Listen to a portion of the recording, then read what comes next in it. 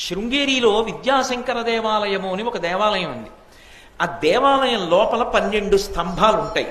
12 స్తంభాల మీద ఒక్కొక్క రాశి చెక్కబడి ఉంటుంది. ఏదో మేషరాశి ఓ స్తంభం మీద ఉంటుంది. సూర్యుడు మేషరాశిలోకి ప్రవేశించాడు అనుకోండి, మేషరాశిలో సూర్యుడున్నంత కాలం కిరణాలన్నీ కూడా ఆ స్తంభం మీదే పడతాయి. సూర్యుడు మేషరాశిలోంచి తప్పుకున్నాడు అనుకోండి, మకర రాశిలోకి వెళ్ళాడు అనుకోండి, కొంతకాలం మకర సంక్రమణం వస్తోందిగా, ఉత్తరాయణ పుణ్యకాల ప్రవేశంలో మకర సంక్రమణం అంటల్లా మనం.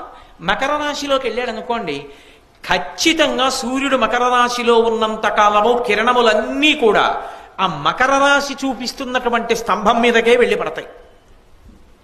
దేవాలయం బయట సూర్యుడు చంద్రుడు ఉంటారు. చిత్రం ఏమిటంటే, సూర్యుడు ప్రకాశించినంతసేపు సూర్యకిరణములన్నీ సూర్యుడి మీదే పడతాయి తప్ప ఒక్క కిరణం చంద్రబింబం మీద పడదు. రాత్రి చంద్రోదయం అయితే చంద్రకిరణములు సూర్యబింబం మీద పడవు, అన్నీ చంద్రుడి మీదే పడతాయి.